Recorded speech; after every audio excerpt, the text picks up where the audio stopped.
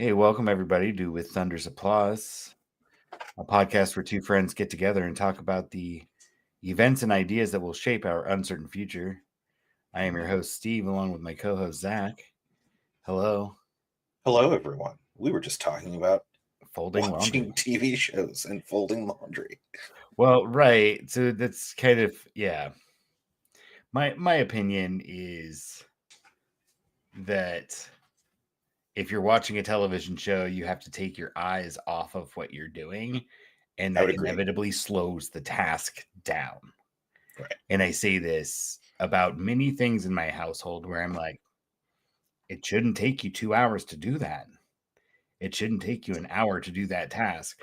The reason 2 it hours takes is a you bit an hour to do excessive. that task is because, 50% or more of the time you're not doing the task. What sort of TV are you watching where you have to be like watching the screen all the time? I don't watch any TV when I do things. That's why I primarily listen to talking on YouTube or podcasts or audiobooks. Right. Because then I can focus with my eyes on something I'm doing while also ingesting information. Makes But sense. ask the kids to fold laundry and they're like, oh, can we watch a show while we do it? And I'm like, well, Shouldn't take you're more not. than a half an hour episode. Yeah, exactly. I'm like, well, you're not really going to be folding laundry if you're also watching a show. You're going to be watching a show while folding a couple pieces. And then sure as shit, we're starting a little late today because they wanted to still do our no school tomorrow ritual of watching an episode of Bad Batch or whatever. Star Wars something. We're on the Bad Batch right now, but yeah, they weren't done folding the laundry because they watched TV for an hour and a half and folded like half a fucking basket because they weren't really folding, they were watching TV. So at any rate, we have a good show for you tonight. We're shooting the Poodoo. Talking about laundry, talking about the writer's strike. We're talking about, some interesting thing I saw on climate change, which I thought was kind of positive development in climate change coverage in the media. As well as I think we're talking about the official end of the pandemic. It's over, I wish folks. I had one of those little, what do you call those things? The little roll out paper tube guys. Oh, yeah, that goes or whatever. Yeah. In my head, like I'm just picturing the emoji. That's the emoji that sums up my feelings or my satirical feelings about the end of COVID. Satirically happy. I mean, come on, man. It's been over for a while now. Everyone's been acting normal. Businesses are calling everybody back in. Yeah, so we're going to talk a little bit about the end of COVID, a little bit about the writer's strike, a little bit about climate change. I think that's it, right? Yeah, that's all we got. Let's roll. It's been nearly 1,200 days since the federal government declared a state of emergency over COVID-19, and today that emergency finally comes to an end. Yes, but with most restrictions already lifted, the question is what is left? So here to break that down for us is Fox 13's John Hopperstadt in the newsroom. Good morning to you, John. Good morning, guys. Yeah, today several pandemic-era rules are going to end, including vaccine requirements for federal workers and federal contractors.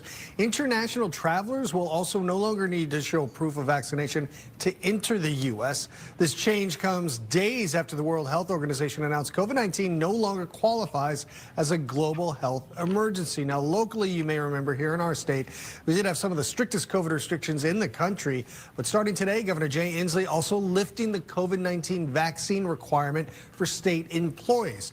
While more than 90% of state workers complied with vaccination mandate, around 2,100 employees quit or they were fired for refusing to get that shot.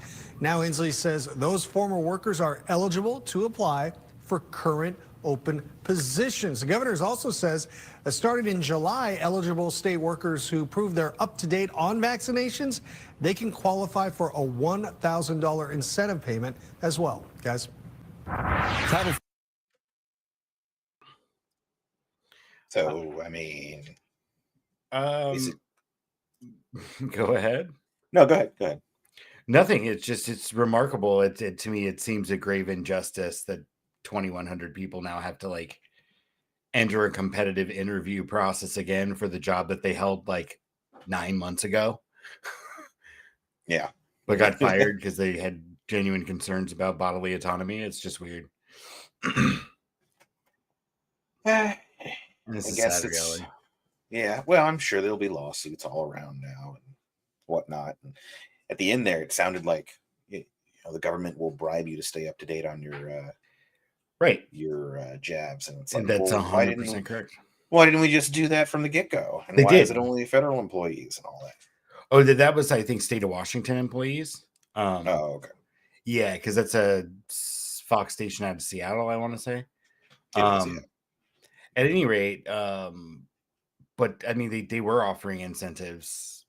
Like the Tiny, college like that I $50. was attending offered incentives. Yeah. They're like, the first 500 people will get like a $50 gift card at the bookstore or some shit like that. Yeah, it wasn't much. No, but I mean,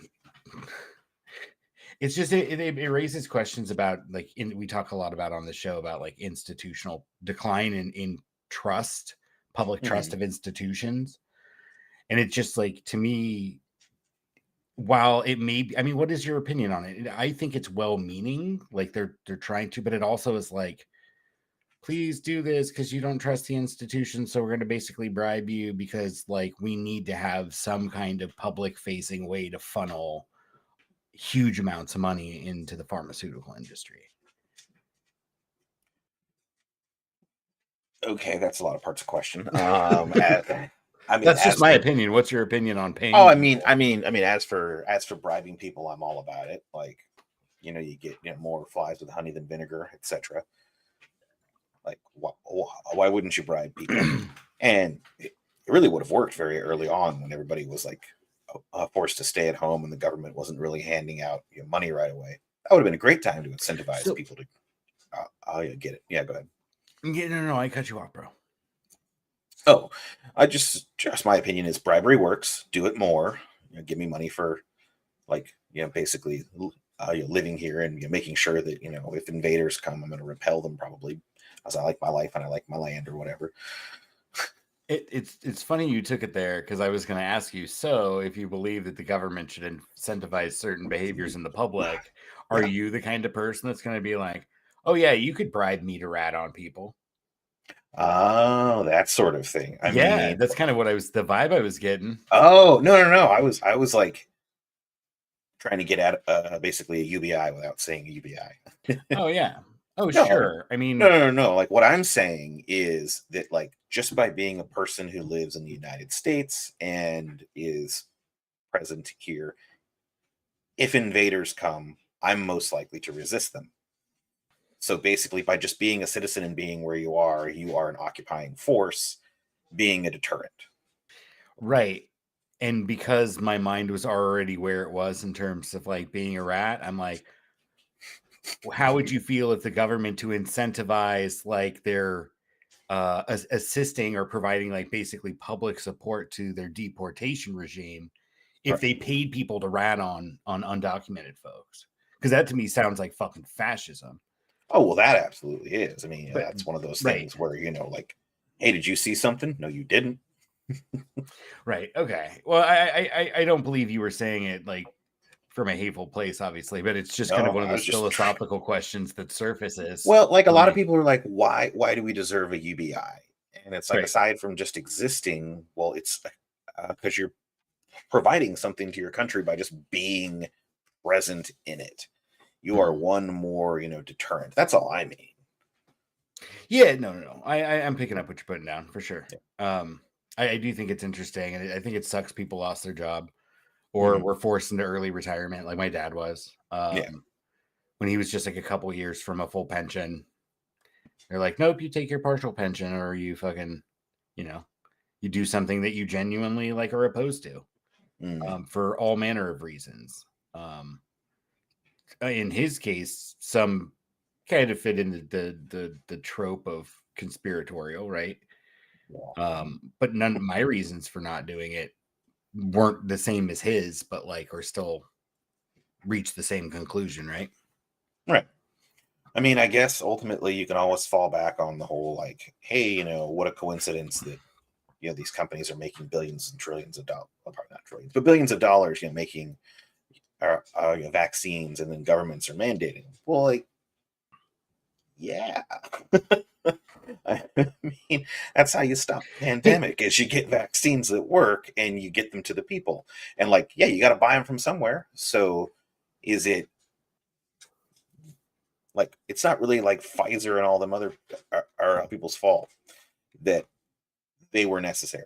Now, mind you, I think they should all be owned by the government, because that should not be a for-profit industry.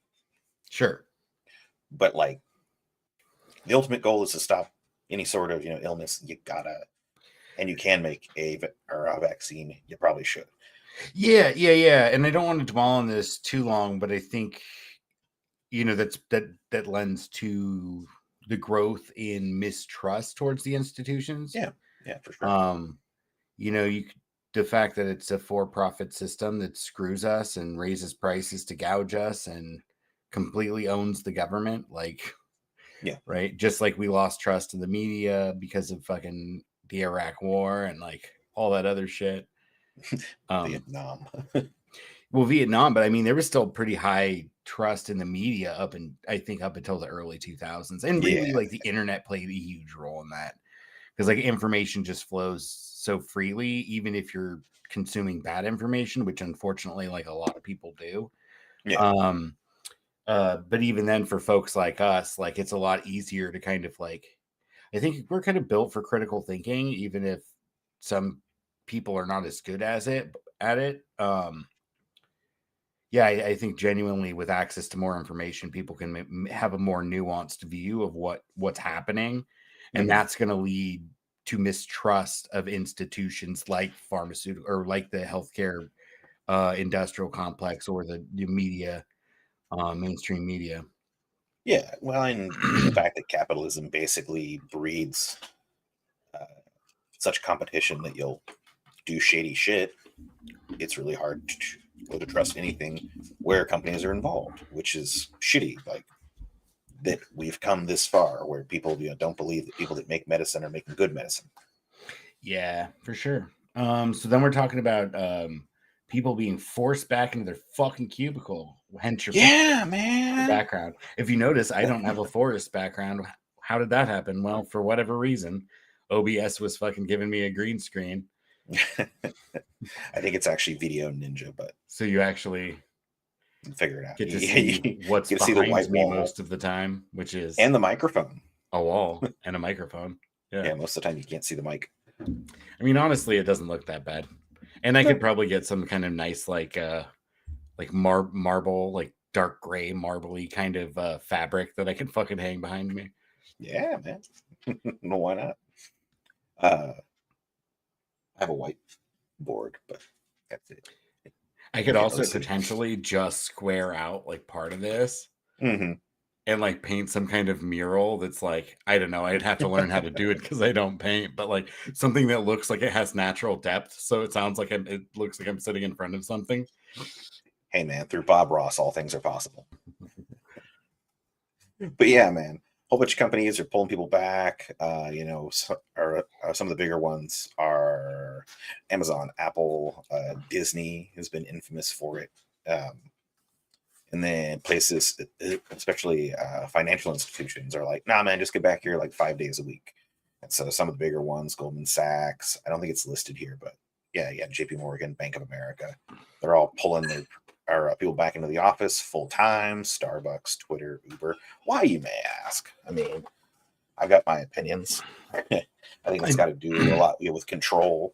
I think the large banks, possibly because I would believe it's highly plausible that they have significant real estate holdings in Manhattan. That was going to be one of my points. Yeah. Yeah. Okay. Cool. Yeah. Because that makes sense for the banks, right? Yeah. Well, and then also, there is significant security risk anytime you add channels to data flows. And so, I mean,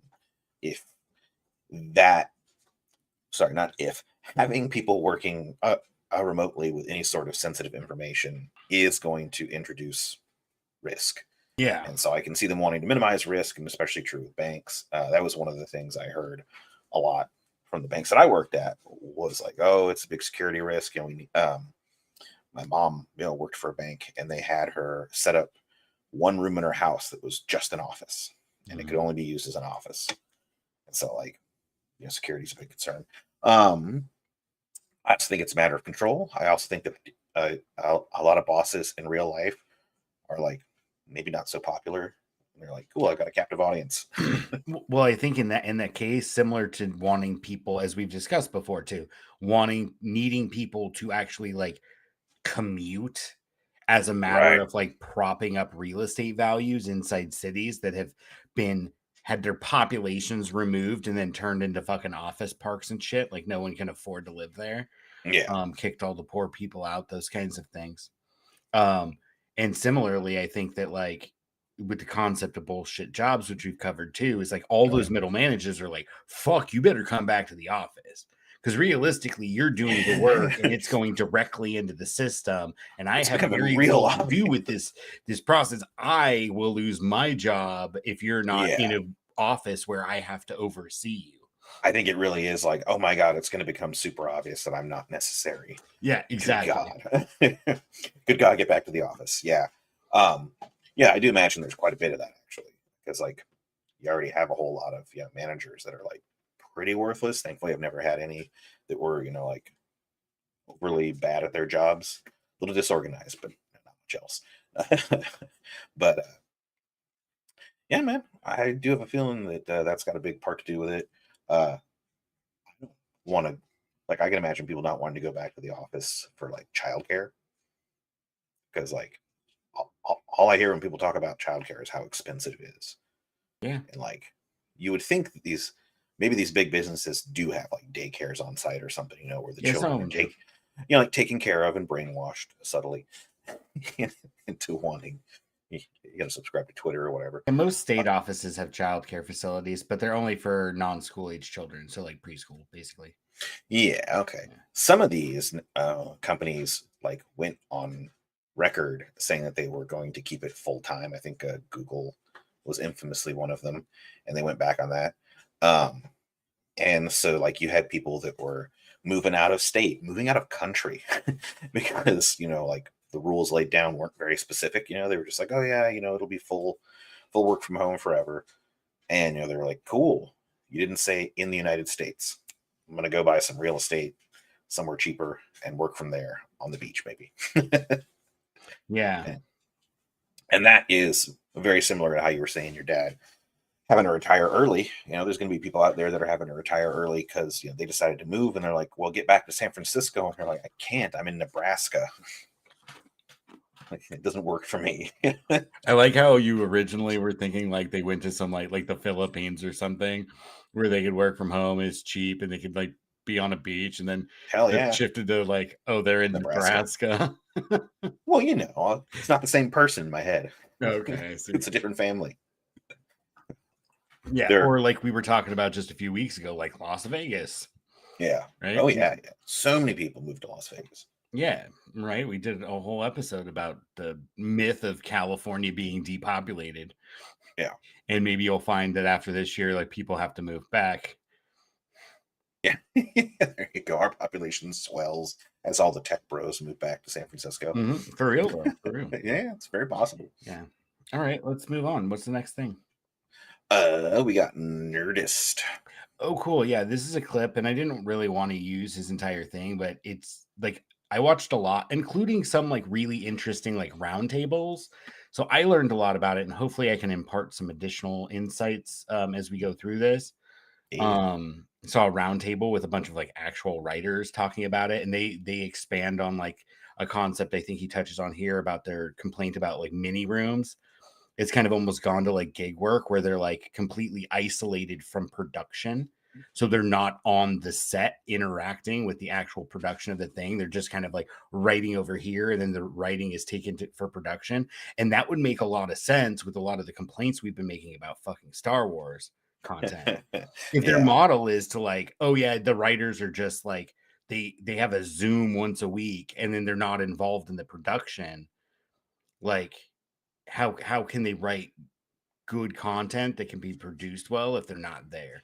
And granted, Filoni and Favreau are on set and stuff, and they're principal writers. But right. And I'm not saying that any of those shows used this, but I wouldn't be surprised if they did. Yep. Interesting. So anyway, Nerdist really kind of explains it pretty concisely compared to the several hours of content I watched today about this issue. And so we're using like 4 or 5 minutes of it. Hopefully not too much. We'll see. And we're going to interrupt it. Yeah. Why are Hollywood writers going on strike? That's right. Don't do speed, children. Welcome back to Nerdist News. I'm Dan Casey, and today we're taking a break from dissecting pop culture to talk about the most important thing happening in the world of entertainment right now, the writers' strike. Now, as you may have heard, members of the Writers Guild of America, the labor union that represents some 11,500 writers of film and television, are officially on strike as of 12:01 a.m. on Tuesday morning. This is the first writers' strike in 15 years, and it comes after 6 weeks of protracted negotiations with the Alliance of Motion Picture and Television Producers. More specifically, the AMPTP represented major studios and streaming platforms like Netflix, Amazon, Apple, Disney, Warner Bros. Discovery, NBC Universal, Paramount, and Sony. In a statement to its members, the WGA wrote, "Here's what all writers know. The companies have broken this business. They've taken so much from the very people, the writers, who have made them wealthy. But what they cannot take from us is each other, our solidarity, our mutual commitment to save ourselves and this profession that we love. We had hoped to do this through reasonable conversation. Now we will do it through struggle. For the sake of our present and our future, we've been given no other choice." And yeah. I'm like, I mean, it's a guild of writers. Of I was course, they're gonna write like a really badass press release. We're like, they fucking profit off our labor, and all we have is solidarity in the struggle. And you're like, okay. Shit. And then that inspired me to watch a bunch of videos about how great Andor is. Even today, I'm gonna rewatch it for a fourth time. What does that have to do with anything? It's either Game of Thrones for a third time or Andor for a fourth. I think I'm going to watch Andor then. Fine, Andor. Oh, I went back and I tried to watch Game of Thrones. I think it was the second time. Maybe the third. But it broke me. I got to the end and all I could think of was, or near the end, and all I could think of was the end. This could be so disappointing. Oh well. Still not as disappointing. Season 8 was not as disappointing as fucking the sequel trilogy. Because at least you had a resolution to a lot of the characters. That's rough, dude. Yeah, good point. I mean, their stories came to conclusion. Like Brienne finishes Jaime's story in the book, right? Like, yeah. There's those kinds of elements that kind of bring all of the other seasons to a conclusion. Yeah. So, I mean, it was good. rushed, but it's still better than the sequel trilogy. Plus, the internet has just made fans so fucking vicious, bro. One of the things I came across today was somebody talking about the Andor trailer and about how the fucking show was going to be complete trash. And so I went through the comments just trying to find someone who was like, "Oh, you were fucking way wrong, bro. Like, I hope you're eating crows right now." But it was just thousands of comments that are like, "This is gonna be woke trash" and all this other stuff. I fucking hate the internet, bro. Hey man, we got a bunch of views off putting the word Andor and woke in the same video description. But it is woke as fuck, and I could literally talk about it every day, all day. Yeah. Eventually I'd exhaust myself, but it might take a while. There might be several periods where we stop for physical rests before that I would finish, maybe 2 or 3 days. Oh man, you got a filibuster the whole time. 72-hour rant about anyway. Andor. We'll live stream that. So the strike is happening. They went on strike at the beginning of the month, so we're a little late to the party. But yeah, so he's going to go into some more of the reasons why. Perhaps writer Eric Galindo put it the best. If you're confused about the writer's strike, it's super basic. The studios want the option of having WGA writers to work for free or without an agreed upon weekly salary or even a day rate. And we actually want to get paid fairly for our work. While much of Hollywood... And again, such good writing. Filmmaking is obfuscated and takes place behind closed doors, the WGA have been incredibly transparent about the proposals for which they're negotiating. As streaming networks have flourished, studios have devised new ways to devalue writing across all mediums by paying writers less and less. In a March 2023 memo titled "Writers Are Not Keeping Up," the WGA explained their position.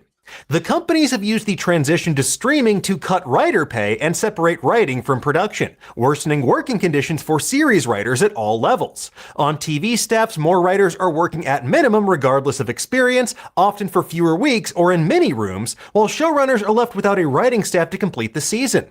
And while series budgets have soared over the past decade, median writer-producer pay has fallen.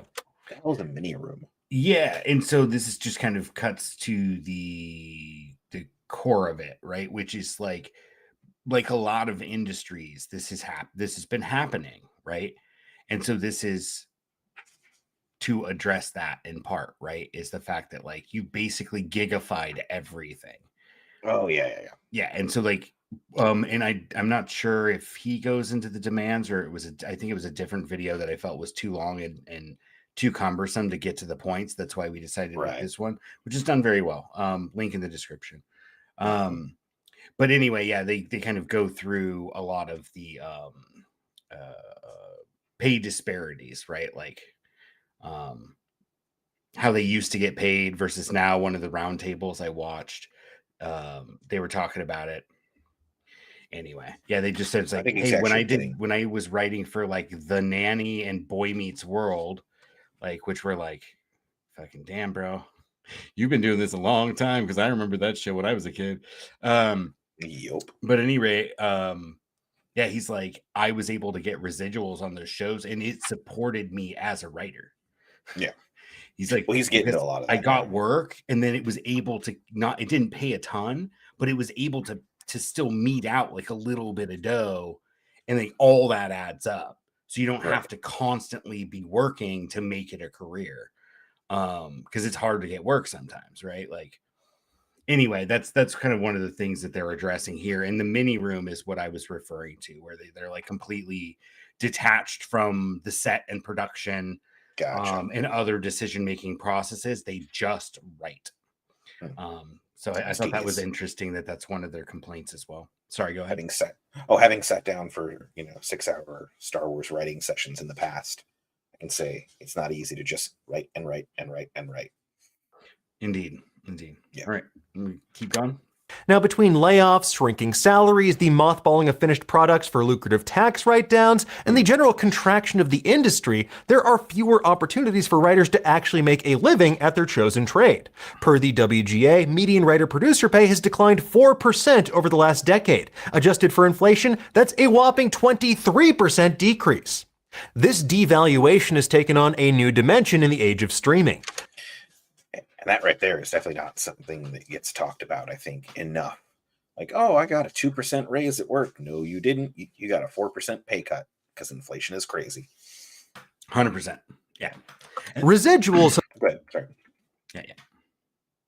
Have long been one of the primary ways through which writers can make a sustainable income.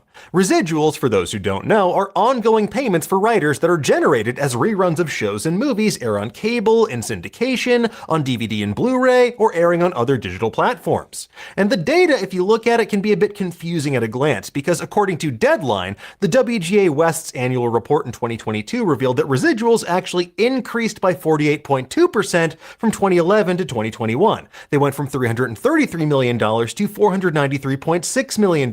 But this is because more projects are being made across the board to keep up with the proliferation of streaming networks. On an actual per project.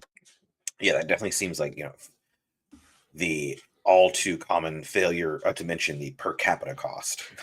Lies, damn lies, and statistics, right? Yeah, exactly. Oh, as an industry, you've increased so much. It's like, right, but you've been making more money. It's like, yeah, but we've been producing more content and making you even more money. That's the problem. Exactly. Sorry, go ahead.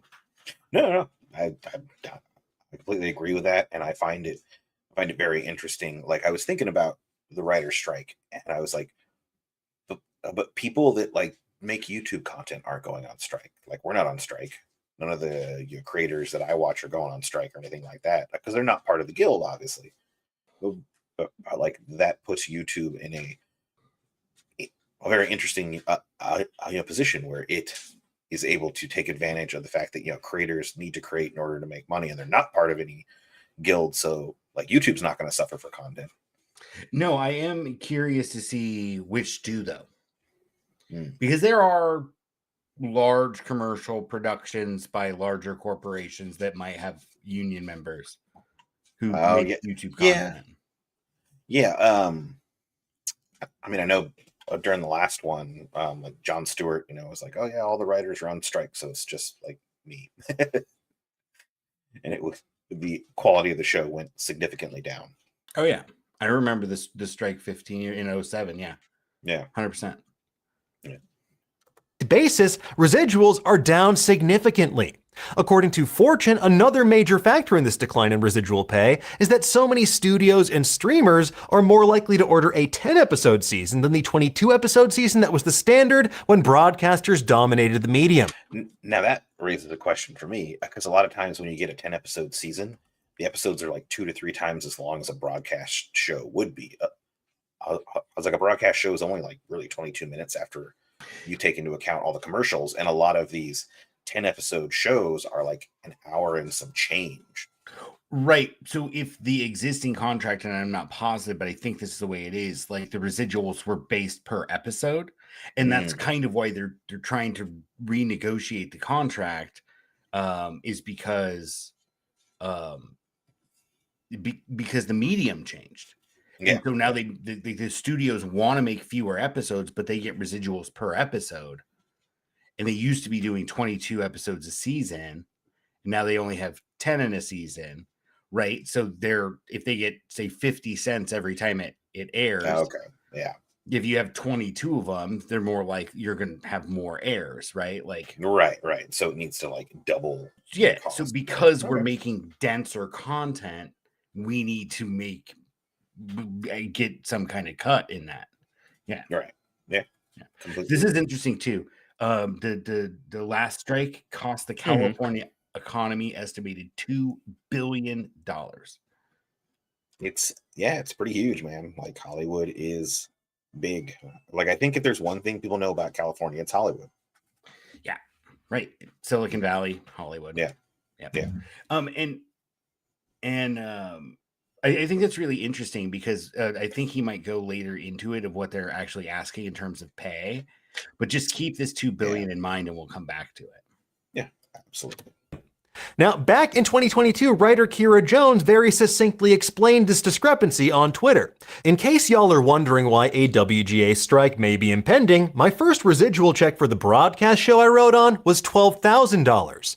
I just got my first residual check for my streaming show, $4. That's less. Now, the notion that Hollywood writers are all overpaid, sitting on Scrooge McDuckian piles of gold coins, is an overblown fiction. Speaking with The New Yorker, writer Alex O'Keefe revealed that despite being a staff writer on FX's critically acclaimed comedy The Bear, he was living in a tiny Brooklyn apartment with no heat, and when his space heater blew out the power, he would have to go to a public library to work instead. When his show won the WGA award for a comedy series, he actually had a negative bank account and had to wear a bow tie he purchased on credit. Now, to put things in even starker context here, 8 executives, just 8 executives at major Hollywood studios made a combined $773 million last year in annual salary. That's just 8 people who have zero qualms about banishing your favorite shows to the netherrealm and laying off thousands of workers while taking outsized compensation packages themselves. Now, according to the WGA's list of proposals, their collected proposals would gain writers approximately $429 million per year. That's less than 3% of Hollywood's annual profits and a staggering $344 million less than is paid to those 8 individuals. According to the DSA-LA, Ari Emanuel and David Zaslav could have footed the bill by themselves last year and still walked away with $63 million salaries each. What the AMPTP came back with to the WGA amounts to a paltry $86 million increase across the board, which is frankly insulting to all of the hardworking writers negotiating in good faith. Yeah. So that's the background. Two in case you didn't know. executives could still get $80 million a year and foot the entire $430 million bill. Yeah. And that's why I said, let's come back to that $2 billion figure. Right. Because that $430 million they're asking for, guess what that does? Velocity of money, baby. Those writers, they fucking buy sandwiches and ice creams and toasters and televisions and on and on. In their office, in a downtown area, they in a building that is owned by someone that some landlord, guy at the studio right? knows, or pension fund or whatever. Yeah. And like and that all goes, it goes into California's economy. That's why it loses $2 billion. So we're allowing greedy us, the state of California, is allowing greedy executives to cost the state $2 billion, right? Because they don't want to give up a fraction of their fucking wealth. Yeah. To people who will spend it in the economy. Yeah. It's fucking crazy. Anyway, another thing that came up, and we did, the Nerdist talked about the AI issue also, but we're using a different clip because I had found it and I thought it was okay. And then just to kind of diversify who we're drawing on. I was going to say, you don't want to use someone's entire video. Yeah, I'm trying to We can respect avoid the fact that he worked it. I mean, we're not fucking stealing any money from him for sure. Yeah. Not with his like 2 million plus subscribers. At any rate, yeah, so the AI is kind of a thing that's come up in these discussions. So this clip is going to talk about where AI fits into the picture of producing entertainment, and specifically regarding the writers' strike. One executive insisted that even though he's apparently perfectly happy to replace artists, the AI technology is not going to replace the executives. So Rob Wade, who heads Fox's entertainment business, says it will extend to editing, all of it. AI is going to be able to do absolutely all of these things, but there will always need to be human, quote, co-pilot in the writing process, quote, you always need an executive to give a bad note.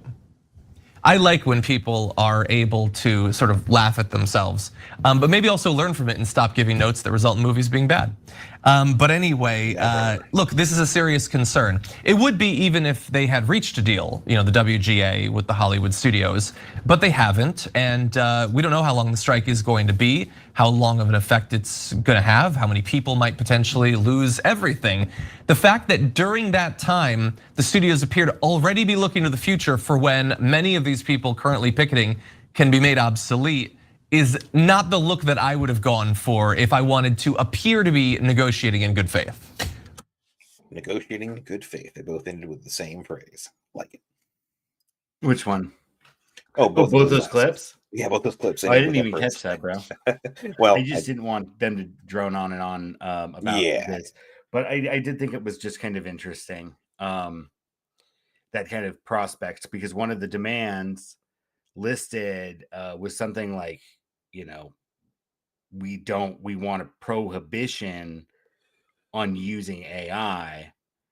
And then kind of the rebuttal was like, well, what if a writer wants to use AI just to get the juices flowing? And then the counter officer by the industry was, we'll have an annual conference about technology in the industry. Yeah.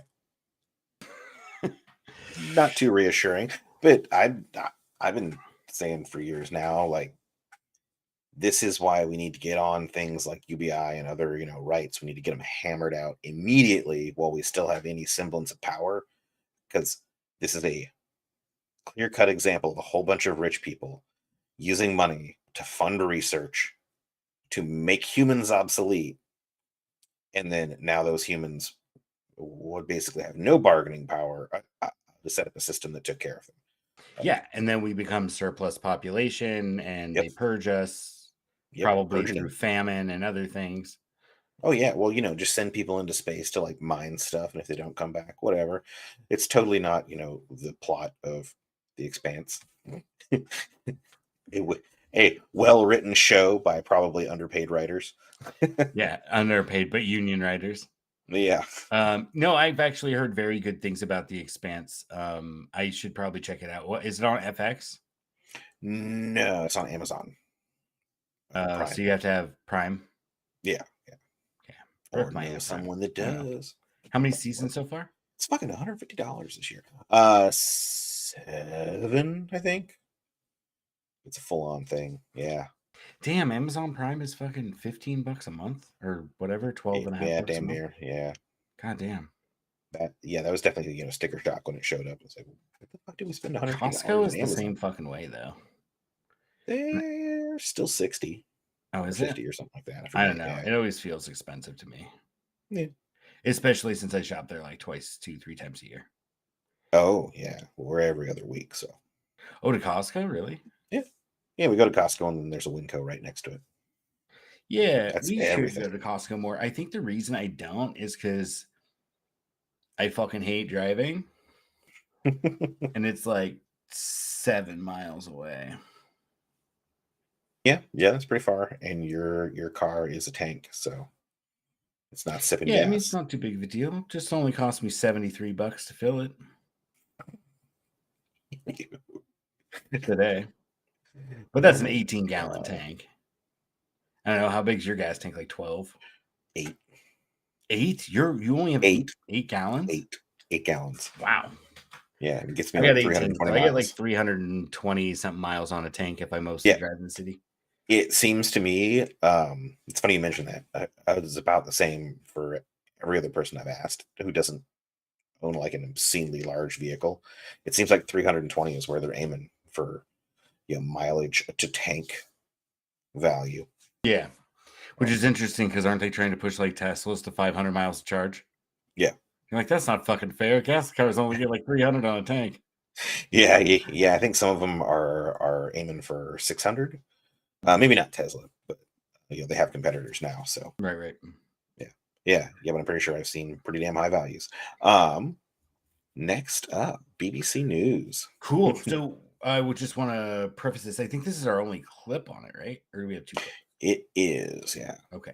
Yeah, because I included an article, but then I found this clip, and this is the principal author of that study. And so that's actually probably perfect. We'll be wrapped up in an hour. Yeah. So I wanted to bring this up because, something we have, I think, discussed a little bit is just kind of how, because we've talked about climate and climate communication, and things like that.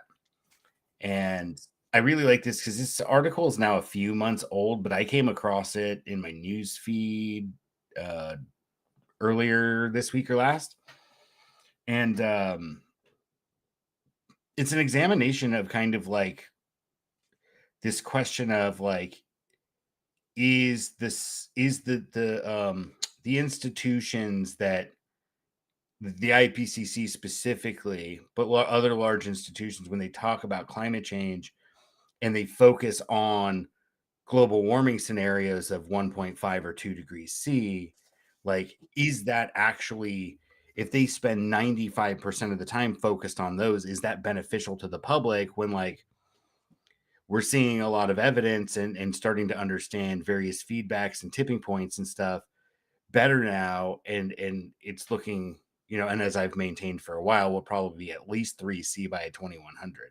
I'll be fucking dead, but it's still a pretty scary thought to me, because my kids will probably be dead too, but old ladies, with surviving children, perhaps, I don't know, but 3 degrees by 2100. And so as they discuss the consequences of climate change, they're really kind of using scenario that's absolutely 100% guaranteed, but not remotely close to what is likely possible.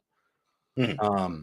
In the kind of more extreme 3 degree scenario, they talk a bit about some other things. I think in the paper he talks about feedbacks with clouds. There's more research on basically finding once there's certain because there's stratification of temperatures in the atmosphere, and it's Right. so once you disrupt the lower part, then it'll disrupt others.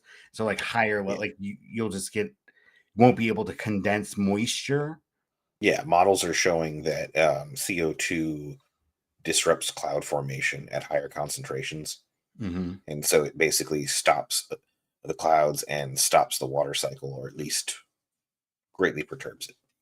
Right. And so it'll be less reliable. And without those cloud layers, there's so much additional incoming energy to the planet that makes it to the Right. surface that like potentially 5 to 8 degrees C difference. Like, Yeah. that's insane. I mean, we'll be dead. That's cool.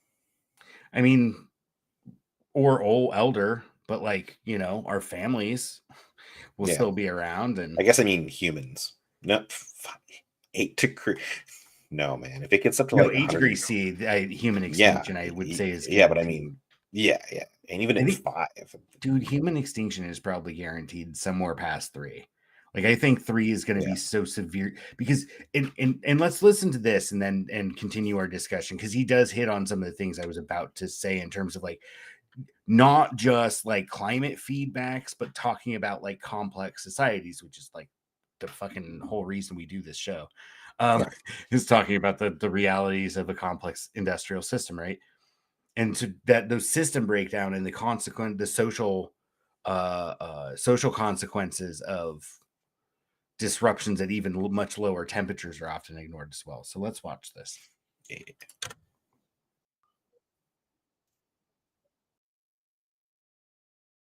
About what's at stake with climate change, even though some might say, but we probably are.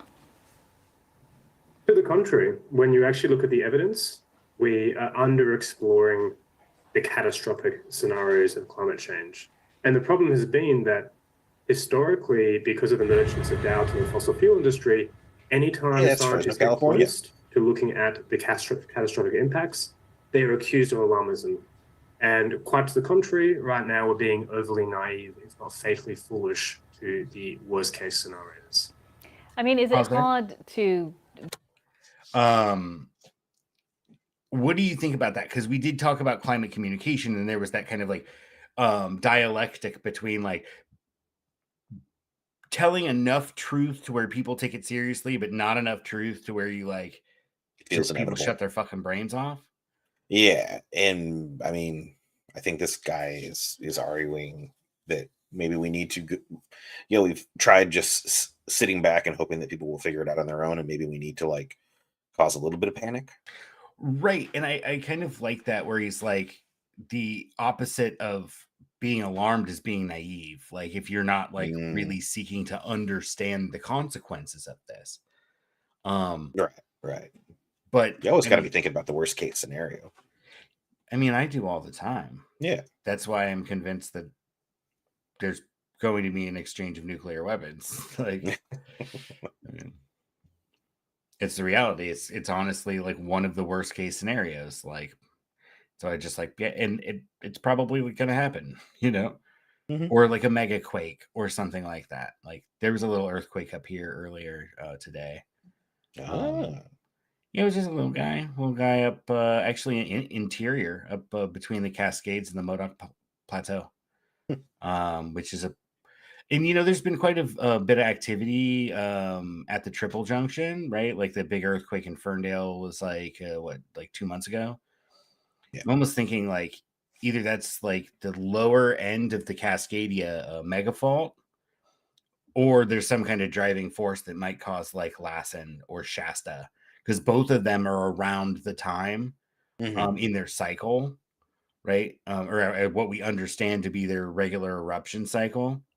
And so I'm just wondering if this is like, and obviously geologic time is like, oh my God, there was an earthquake today. In 10 years, we're going to have a fucking volcano eruption. But it does make you think about the system, right? The Earth system, and being like, I wonder what's happening. Where's the tension now? Like, what are things doing, and what are the potential consequences? All the cities are making the plate, you know, tilt a little and stress because of all the weight that we're putting in there. Maybe in San Francisco and Los Angeles, we get a little bit of, you know, plate tiltage. No, it's not true at all. But yeah, if it's just moving, right? Because that's that's how those volcanoes are fueled, right? It's by subduction, Yeah. right? And so, and the Cascadia megafault is like a huge subduction zone. Mount St. Helens is one of the results of that, right? Like, Yeah. we're in the ring of fire. And so yeah, it's an interesting reality, but it makes you think about these kinds of like, what are the worst case scenarios? Like, you might as well be prepared for them, right? Mm-hmm. Yeah. I mean, there's not much you can do about a volcano.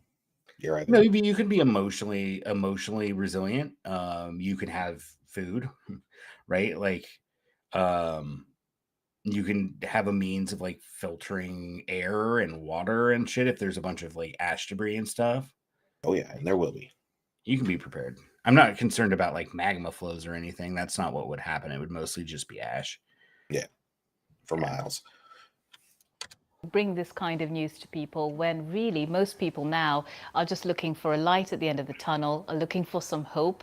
And you seem to be saying, actually, we need to be taking this even more seriously, and things are worse than even what we've presented so far. Indeed, in some ways. However, we know Nice pause. that you can talk about these worst case scenarios and these extreme risks for people without them becoming despondent. You just simply need to let them know that there's also hope and what they can do as well. And we hope to use the latest results in terms of communicating climate change to make sure this doesn't result in simple inaction. And quite to the contrary, I think when people realize how much is at stake, it's more likely to propel action. Well, let's talk about one of the things you've found, which is that estimates of the impacts of a temperature rise of 3 degrees Celsius are actually underrepresented compared to their likelihood. Could you unpack that finding for us? Indeed. So this is based upon 2 text mining reports of the IPCC report. So basically, we looked at the number of mentions of different temperature rise scenarios, and we compared these to 2 different plausible warming scenarios in the future, 550 and 700 parts per million. Both of these are very much kind of middle of the road scenarios for emissions. Middle of the road. And we found that 3 degrees and above was massively underexplored, while 1.5 and 2 degrees were overrepresented. This is most likely due to the goals of the Paris Agreement, which focus upon 1.5 and 2 degrees and limiting to those temperatures. It's also likely because it's harder to look at these high temperature scenarios. And as mentioned, They're getting ready to put the hook around them and pull them off stage. Right. That there's incentives for climate scientists to err on the side of least drama and to not be. I'm really sorry to jump in, Luke, but the side of least drama as a reason for why they're under exploring, because as we discussed earlier, as Dr. Guy McPherson repeats over and over, the fucking institutions are conservative. Right? Like the IPCC is not like some kind of left-wing organization that's like trying to push its agenda despite what some people might think, right? Like they're in fact giving you the naive dummy version that fits within fantasies. Oh, we're only studying this because we've agreed that we need to stay here, and we set some arbitrary political objective, right? Like an unenforceable objective that no one is adhering to. Sorry, go ahead. Oh, it's unenforceable too. Like there's there's nothing in it that says like if you go above your target, then sanctions for you or anything like that. It's just like, hey, don't do it. That's about it. Right. And we have to remember that, like, as we enter this kind of climate dystopia and we deal with all these kinds of things, we have to think back to what the striking writers said, right? Like, this whole system just fucking steals from us, and we have nothing but our solidarity in the struggle. Because when liberty dies, it dies with thunderous applause. Night, everyone. Peace out. See you next Monday. All right.